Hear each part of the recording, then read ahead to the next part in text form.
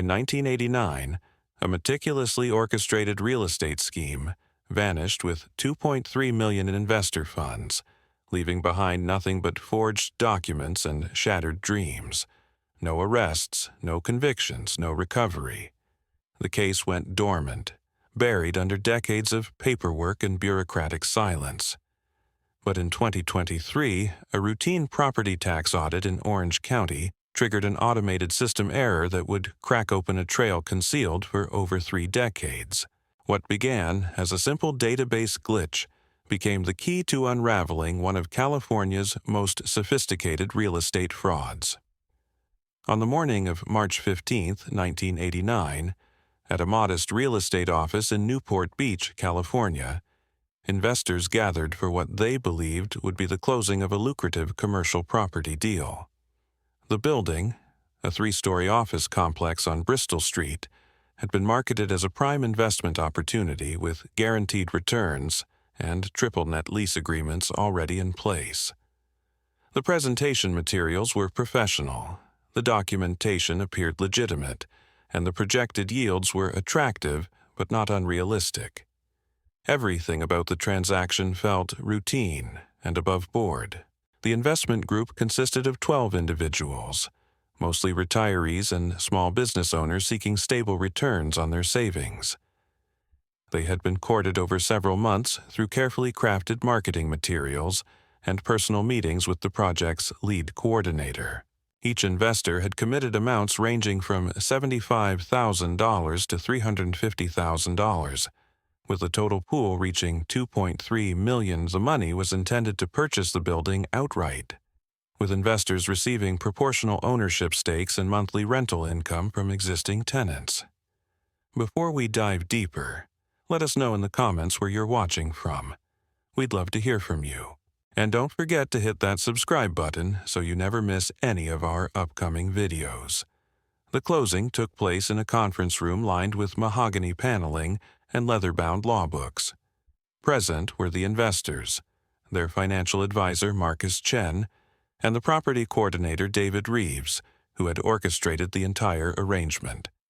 Reeves presented himself as a seasoned commercial real estate broker with connections throughout Orange County.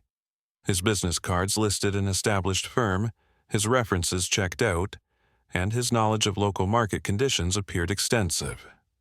There was no reason for anyone in that room to suspect deception. The paperwork was substantial but appeared thorough. Deed transfers, title insurance policies, tenant lease agreements, and financial statements were distributed and reviewed. Each document bore official seals, notarized signatures, and legal language that seemed consistent with standard commercial transactions. The investors signed their commitments, transferred their funds through certified checks, and left the meeting believing they had just acquired a valuable piece of Orange County real estate. Within hours of the closing, the first red flag emerged. The building's property management company received a call from one of the new investors asking about rental collection procedures. The property manager, confused, explained that the building had been sold 3 months earlier to a different buyer and was no longer under their management. When pressed for details, they provided documentation showing the actual sale had been completed in December 1988 for $1.8 million to a legitimate development company based in Irvine. The investor immediately contacted Marcus Chen, who assured him there must be some administrative confusion. Chen promised to resolve the matter within 48 hours and advised all investors to remain calm while he investigated. But when Chen attempted to reach David Reeves, the phone number provided went to a disconnected line. The address listed for Reeves' brokerage firm led to a small mailbox rental facility in Costa Mesa. The business registration, when traced through state records, had been filed just 6 months earlier using false identification. By the end of the week, the full scope of the deception became clear. The Bristol Street property had indeed been sold months before the fraudulent closing, but not to the investment group. The documents presented during the meeting were sophisticated forgeries, complete with fabricated notary stamps and counterfeit title insurance policies. The tenant lease agreements were entirely fictional, created to support the illusion of steady rental income. Even the conference room where the closing took place had been rented by the hour from an executive suite facility. David Reeves had vanished completely. His driver's license was fake, his social security number belonged to a deceased person, and his professional references led to accomplices who had also disappeared. The bank accounts used to collect the investor funds had been opened with false documentation and were emptied within days of the transaction. By the time authorities began their investigation, the money had been moved through a series of shell companies and offshore transfers, making recovery virtually impossible. The Orange County District Attorney's Office launched a comprehensive investigation, but the perpetrators had covered their tracks with remarkable precision. Every lead reached a dead end, every document trail terminated in false identities, and every financial record had been expertly concealed. The case drew significant media attention due to the sophisticated nature of the scheme and the substantial losses involved, but no arrests followed. After 18 months of intensive investigation, the case was classified as inactive. The victims, mostly elderly investors who had lost their life savings, filed civil lawsuits but found no assets to recover. Insurance claims were denied because the policies themselves were fraudulent. Several investors faced financial ruin, forced to sell their homes, and drastically alter their retirement plans. The psychological impact was equally devastating, as people who had trusted what appeared to be a legitimate business transaction found themselves victims of an elaborate con game. Marcus Chen, the financial advisor who had introduced his clients to the investment opportunity, maintained his innocence throughout the investigation. He claimed to have been deceived along with his clients, presenting evidence that he too had invested his own money in the scheme. While some investors suspected Chen of complicity, investigators found no concrete evidence linking him to the fraud's orchestration. His reputation was destroyed nonetheless, and he eventually left the financial services industry entirely. The case file grew thick with depositions, forensic accounting reports, and investigative summaries, but yielded no prosecutable leads. The FBI's white-collar crime unit reviewed the evidence and concluded that the operation had been conducted by professionals with extensive knowledge of real estate law, banking procedures, and document forgery. The level of sophistication suggested either inside knowledge of the industry or previous experience with similar schemes. By 1992, the investigation had reached a complete standstill. The Orange County Sheriff's Department filed the case under unsolved major frauds, and the victim support group that had formed in the aftermath gradually disbanded as members moved on with their lives. The forged documents were archived, the witness statements were boxed and stored, and the case became another cautionary tale in the annals of California real estate crime. What none of the investigators could have anticipated was that the key to solving the case lay not in pursuing the perpetrators, but in the property itself. The building on Bristol Street continued to operate under its legitimate ownership, generating tax revenue and changing hands several more times over the decades. Each transaction was properly recorded, each assessment was duly noted, and each payment was methodically processed by the Orange County Tax Assessor's Office. For 34 years, that building existed in two parallel realities. In the real world, it was a legitimate commercial property with a clean title and proper documentation. In the fraudulent world created by David Reeves, it remained frozen in time as the centerpiece of an elaborate deception that had cost 12 people their financial security. Neither reality knew the other existed, separated by layers of bureaucracy and the passage of time.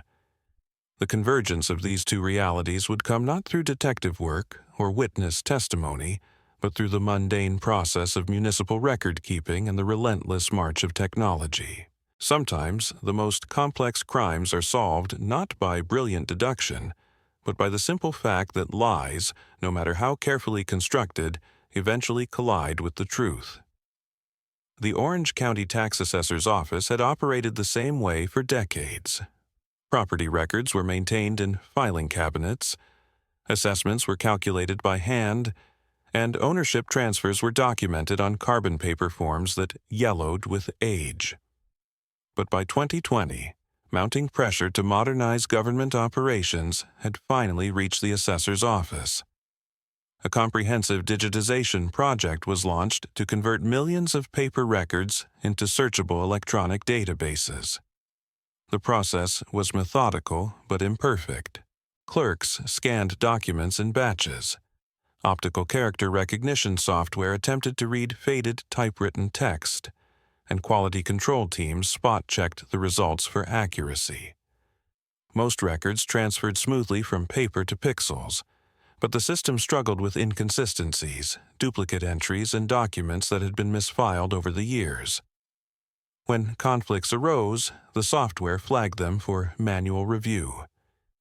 By early 2023, the digitization project was nearing completion when the automated systems began running validation checks against existing tax rolls. The software was designed to cross-reference property ownership records with assessment histories, identifying discrepancies that might indicate errors or omissions. On March 22, 2023, the system flagged an unusual anomaly involving the Bristol Street property that had been at the center of the 1989 fraud. The conflict was subtle but significant. According to the digital records, the property had been assessed continuously since 1985 under a single ownership entity. However, buried in a batch of scanned documents from 1989, the system had detected what appeared to be a duplicate ownership record for the same property. The duplicate showed a different owner, a different purchase date, and a different assessment value. More importantly, it indicated that property taxes had been paid on this phantom ownership for several years following the fraudulent transaction. Sarah Martinez, a senior property analyst with 15 years of experience in the assessor's office, was assigned to investigate the discrepancy. Her initial assumption was that the duplicate record represented a simple data entry error, perhaps caused by a clerk accidentally scanning the same document twice. But when she pulled the physical files, she discovered something far more complex. The phantom ownership record wasn't a duplicate at all. It was an entirely separate file, complete with deed transfers, tax assessments, and payment records. According to these documents, the Bristol Street property had been purchased in March 1989 by something called the Newport Investment Trust for $2.3 million. The trust had been assessed property taxes based on this purchase price, and those taxes had been paid faithfully for 3 consecutive years.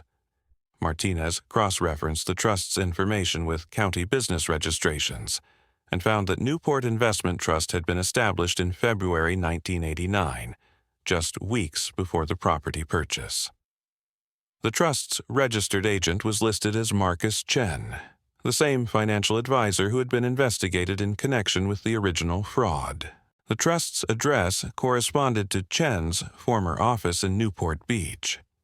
What made the discovery even more puzzling was the meticulous nature of the tax payments. The Newport Investment Trust had not only paid its property taxes on time, but had also requested and received standard assessment notices, filed proper appeals when tax rates increased, and maintained current contact information with the assessor's office. This wasn't the behavior of criminals trying to avoid detection. It was the behavior of legitimate property owners maintaining their civic obligations. Martinez expanded her investigation to include other properties that might be connected to the Newport Investment Trust. Using the digitized database, she searched for any other assets registered under the same entity or associated with Marcus Chen's name. The results revealed a pattern that had remained hidden for over 3 decades. Between 1988 and 1992, the Newport Investment Trust had been listed as the owner of 7 different commercial properties throughout Orange County. Each property showed the same pattern: a purchase date in the late 1980s, regular tax payments for several years, and then a quiet transfer to another entity. The total assessed value of these properties exceeded $15 million, far more than the $2.3 million that had been stolen in the Bristol Street fraud. The discovery transformed what had appeared to be a single real estate scam into something much larger and more systematic. The fraudulent investors hadn't simply stolen money and disappeared. They had used that money to create an elaborate shell game, moving funds between legitimate and illegitimate transactions in a way that made tracking nearly impossible. The property tax records, maintained independently of the criminal investigation, had preserved a financial trail that no one had thought to follow.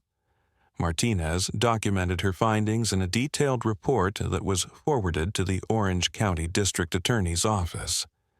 The DA's white-collar crime unit, now equipped with modern forensic accounting tools and computer databases, reopened the case that had been dormant since 1992. What they found in the digitized records painted a picture of criminal sophistication that the original investigators had never fully grasped. The scheme had operated on multiple levels simultaneously. While David Reeves was conducting fraudulent property sales to unsuspecting investors, Marcus Chen was using those same funds to make legitimate property purchases through the Newport Investment Trust. The trust would hold the properties for several years, collect rental income, and then sell them at a profit. The proceeds would be laundered through additional shell companies before being moved offshore. The genius of the operation lay in its use of the tax system itself as a cover. By faithfully paying property taxes on legitimately purchased assets, the perpetrators had created an official government record of their activities that appeared completely legal. The tax assessor's office had no reason to question payments that were made on time and in full. The properties were real, the ownership was properly documented, and the tax obligations were met. But the system had also preserved evidence of the crime in a form that couldn't be destroyed or altered. Unlike bank records that could be sealed or witnesses who could disappear, property tax records were maintained by law and archived permanently. Every payment, every assessment, and every ownership transfer had been meticulously documented by government employees who had no knowledge of the underlying fraud. The digital conversion had done more than simply make old records searchable.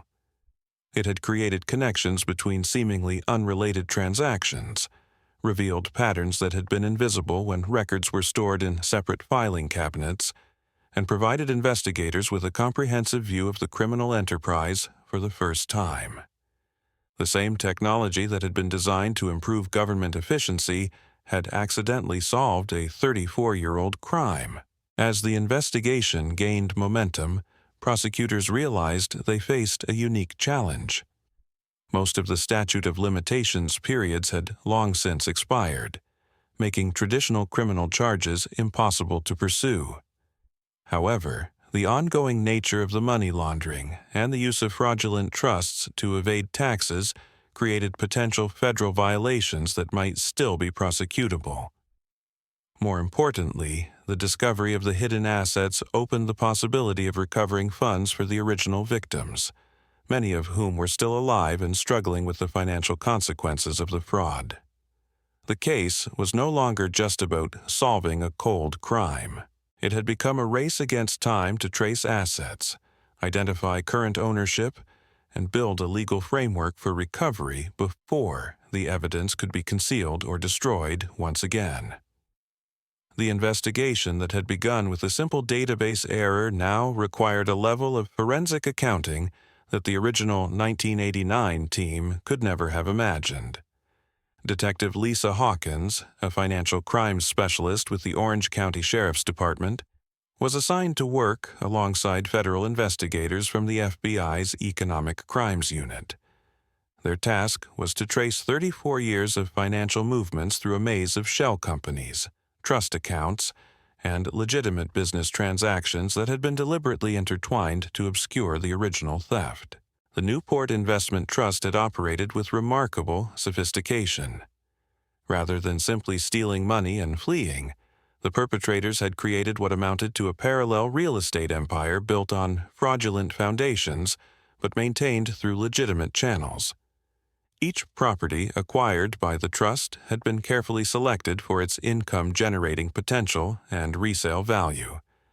The criminals hadn't just committed fraud, they had invested the proceeds wisely and systematically. Detective Hawkins began by mapping the trust's financial activities chronologically. The pattern that emerged was both methodical and audacious. After the March 1989 Bristol Street fraud netted $2.3 million, the money had been immediately channeled into the purchase of a small apartment complex in Garden Grove. The trust paid cash, avoiding mortgage documentation that might have triggered scrutiny. Within 6 months, the complex was refinanced through a legitimate bank, extracting most of the original investment while maintaining ownership. The refinancing proceeds were then used to acquire additional properties, each transaction structured to appear completely legal. A small office building in Tustin was purchased in August 1989. A retail strip mall in Mission Viejo followed in November. By the end of 1990, the Newport Investment Trust owned 7 commercial properties, with a combined assessed value approaching $15 million. The original $2.3 million had been leveraged into an empire worth nearly 7 times the stolen amount. What made the scheme particularly insidious was its use of legitimate tenants and property management companies. The buildings weren't empty shells or paper transactions. They were functional commercial properties, housing real businesses and generating actual rental income. This created a layer of authenticity that made the underlying fraud virtually undetectable. Property managers collected rent, maintained the buildings, and filed regular reports with the trust, unaware that they were participating in money laundering operations. The investigation revealed that Marcus Chen had not been an innocent victim as he had claimed during the original inquiry. Bank records recovered through federal subpoenas showed that Chen had received regular payments from the Newport Investment Trust throughout the early 1990s, payments that were disguised as consulting fees but aligned perfectly with the trust's property acquisition timeline. More damning, Chen's personal financial records showed deposits that coincided with major trust transactions, suggesting he had been profiting from the scheme all along. Chen's role had been crucial to the operation's success. As a licensed financial advisor with established client relationships, he had provided the credibility necessary to attract investors to the fraudulent Bristol Street deal. His reputation in the community had been the key that opened the door to victims' life savings. After the scheme was exposed, Chen had maintained his innocence, while quietly benefiting from the laundered proceeds for years. The digital trail also revealed the identity of the mysterious David Reeves, the supposed real estate broker who had orchestrated the fraudulent closing. Cross-referencing banking records with property management payments, investigators discovered that Reeves was likely an alias for Robert Martinez, a former escrow officer who had been fired from a title company in 1987 for falsifying documents. Martinez had disappeared after the 1989 fraud, but the trust's financial records showed regular payments to a consulting company registered under a variation of his real name. Martinez had possessed the technical knowledge necessary to create convincing forgeries and the industry connections needed to establish the fake brokerage office. His background in escrow services had given him intimate familiarity with real estate documentation, title procedures, and the banking processes used to transfer large sums of money. He had essentially weaponized his professional expertise to commit fraud on a massive scale. The scope of the investigation expanded as federal agents traced the trust's assets through multiple ownership transfers. Many of the original properties had been sold during the mid-1990s, with proceeds moved through increasingly complex financial structures. Some funds had been invested in legitimate businesses, others had been used to purchase additional real estate in different states, and significant amounts had been transferred to offshore accounts in countries with strict banking secrecy laws. By 2023, The original Newport Investment Trust had evolved into a network of interconnected entities spanning multiple jurisdictions. Properties initially purchased with stolen money had been sold and resold, with each transaction creating additional layers of legal complexity. Some assets were now owned by pension funds and institutional investors who had no knowledge of their criminal origins. Others had been developed or demolished, making recovery even more challenging. The breakthrough came when investigators discovered that one of the trust's original properties, a small warehouse in Anaheim, had never been sold. The building had been transferred to a new entity in 1994, but that entity was controlled by the same individuals who had established the original trust. Through decades of shell company transfers and name changes, the property had remained under the control of the original conspirators while generating steady rental income. Current ownership records showed the warehouse was held by Pacific Commercial Holdings, a company registered in Nevada with an address that led to a small office suite in Las Vegas. The registered agent was listed as Maria Santos, but telephone records and utility bills revealed that Santos was likely another alias. More significantly, property tax payments for the warehouse were being made from a bank account that also funded payments to a residential address in Riverside County. Surveillance teams were dispatched to the Riverside address, a modest single-story home in a middle-class neighborhood where an elderly man lived alone.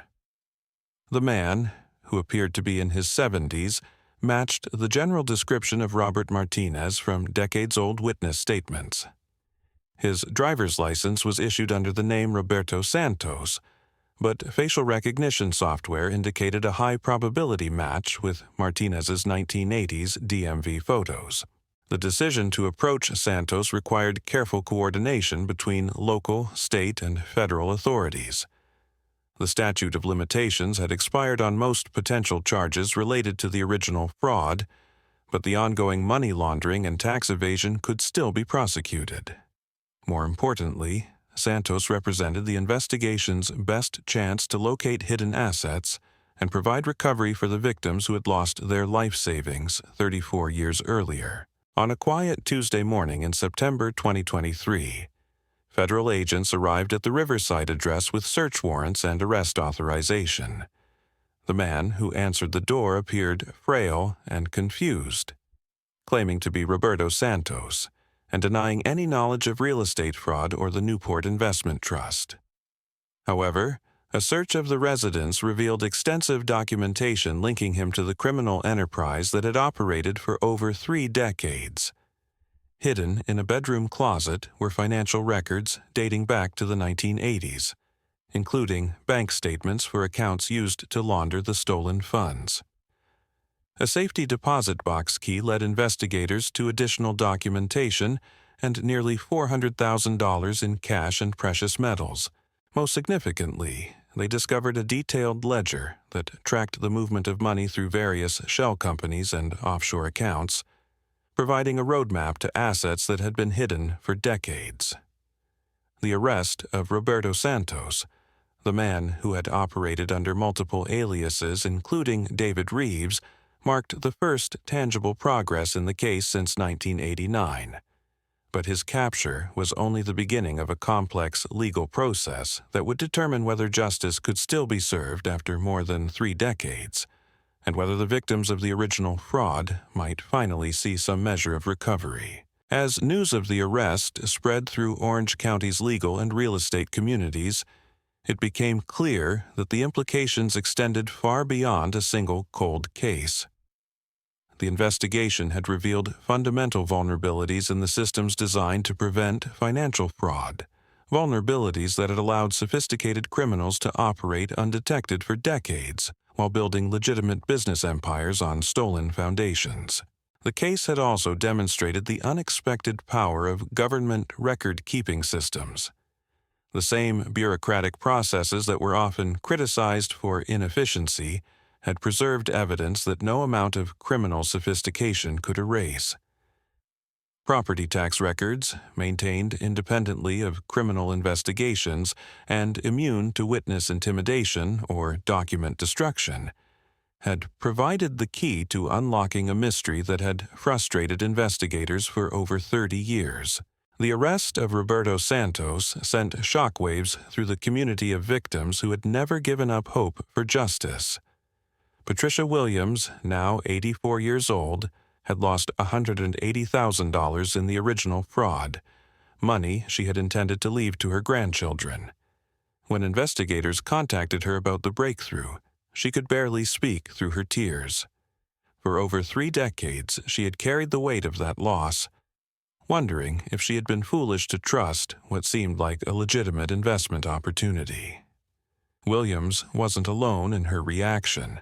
Of the 12 original victims, 8 were still alive, and each received a call from Detective Hawkins explaining that the case had been reopened and assets had been located. The conversations were emotional and complex. These were people who had spent decades rebuilding their lives after devastating financial losses, and the possibility of recovery brought both hope and painful memories flooding back. The legal challenges ahead were formidable. Santos, now 73 years old and in declining health, faced federal charges of money laundering, tax evasion, and operating a continuing criminal enterprise. His attorney argued that the statute of limitations had expired on the underlying fraud and that his client was too ill to stand trial.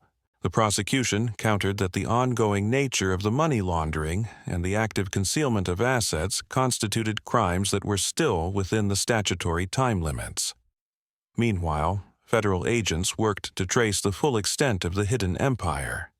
The ledger found in Santos's home contained references to properties and accounts across multiple states and countries.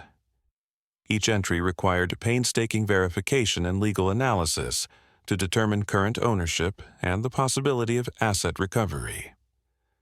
Some investments had failed over the decades, others had been liquidated and moved, but many had grown substantially in value. The Anaheim warehouse that had led to Santos's arrest was just one piece of a much larger puzzle. Investigators discovered that the criminal network had evolved far beyond its original real estate focus.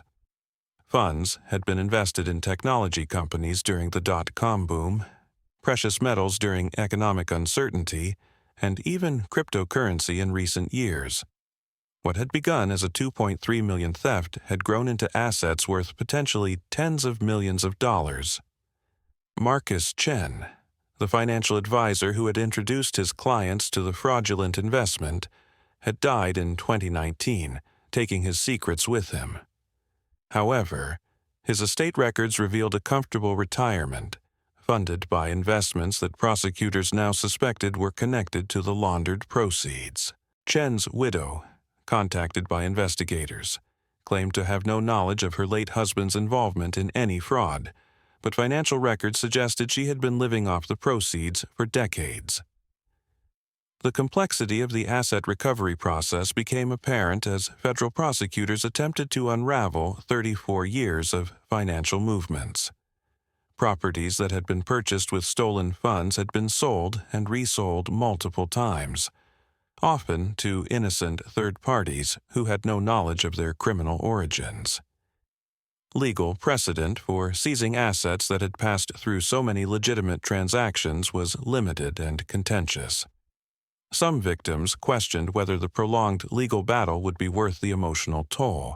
Robert Chen, Patricia Williams's son who had power of attorney over her affairs, worried that the stress of testimony and court proceedings might be too much for his elderly mother.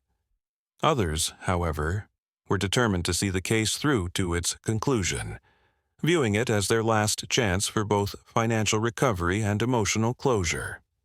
The investigation also revealed the sophistication of modern money laundering techniques that had evolved since the 1980s. Santos and his co-conspirators had been early adopters of offshore banking, shell company structures, and complex trust arrangements that were designed to obscure beneficial ownership. Their methods had become a template for financial crimes that continued to plague law enforcement agencies worldwide. Public interest in the case grew, as media outlets picked up the story of the decades-old fraud finally being solved through a computer glitch. The narrative of elderly victims potentially recovering their life savings after 34 years of waiting captured national attention. Legal experts debated the implications of using digitized government records to solve cold cases, with some praising the innovative approach while others raised concerns about privacy and due process. As Santos's health continued to decline during pretrial proceedings, prosecutors faced pressure to reach a plea agreement that would ensure asset recovery for the victims while acknowledging the practical limitations of prosecuting a decades-old crime. The defendant's advanced age and medical conditions made a lengthy trial problematic, but the government was reluctant to appear lenient given the scope of the criminal enterprise. The case also prompted reforms within the Orange County Tax Assessor's Office and other government agencies. The accidental discovery of the fraud through database digitization highlighted gaps in communication between different departments and the need for better cross-referencing of public records. New protocols were established to flag unusual patterns in property ownership and tax payments that might indicate ongoing criminal activity. In February 2024, nearly a year after Santos's arrest, federal prosecutors announced a plea agreement that would require the defendant to forfeit all assets connected to the original fraud and cooperate with ongoing recovery efforts. In exchange, Santos would receive a sentence of home confinement rather than federal prison, acknowledging his age and health status while ensuring that victims would have the best chance of recovering their losses. The final tally of recovered assets exceeded $8.2 million, far more than the original $2.3 million that had been stolen, but still representing only a portion of what the criminal enterprise had generated over 3 decades. After legal fees and administrative costs, the 8 surviving victims would each receive settlements ranging from $180,000 to $520,000, amounts that couldn't fully compensate for their losses but provided meaningful financial relief in their later years. Patricia Williams used her settlement to establish college funds for her great-grandchildren, finally able to leave the legacy she had intended 34 years earlier. Other victims paid off medical bills, helped family members, or simply enjoyed the peace of mind that comes with financial security. For all of them, the money represented more than just compensation. It was validation that their trust hadn't been misplaced, and that justice, however delayed, could still be served. The case of the 1989 Newport Beach real estate fraud stands as a testament to the power of persistence, technology, and the meticulous record-keeping that forms the backbone of government operations. What began as a sophisticated criminal scheme designed to disappear without a trace was ultimately undone by the very systems it had attempted to exploit. A simple database conversion, routine property tax records, and the passage of time had preserved evidence that no amount of criminal cunning could erase. The story serves as both a cautionary tale about the vulnerabilities in financial systems and a reminder that even the most carefully planned crimes leave traces that may one day resurface. In an age of digital records and interconnected databases, the ability to hide criminal proceeds indefinitely becomes increasingly difficult, even for those who believe they have covered their tracks perfectly. For the investigators who worked on the case, it represented a career-defining moment that demonstrated how modern technology could breathe new life into cold cases that had seemed unsolvable. The techniques developed during the investigation have since been applied to other dormant fraud cases, leading to additional arrests and asset recoveries across the country. Most importantly, the case provided closure for victims who had carried the burden of financial loss and betrayal for more than 3 decades. While money could never fully heal the wounds inflicted by the original crime, the knowledge that justice had finally been served offered something equally valuable: the restoration of faith in a system that had seemed to abandon them so many years ago. The building on Bristol Street still stands today, operating as a legitimate commercial property under proper ownership. but its role in one of Orange County's most sophisticated frauds will forever be preserved in the digital archives that finally brought the truth to light. Sometimes justice moves slowly, but it moves nonetheless, guided by the patient accumulation of evidence and the determination of those who refuse to let crimes go unpunished, no matter how much time has passed.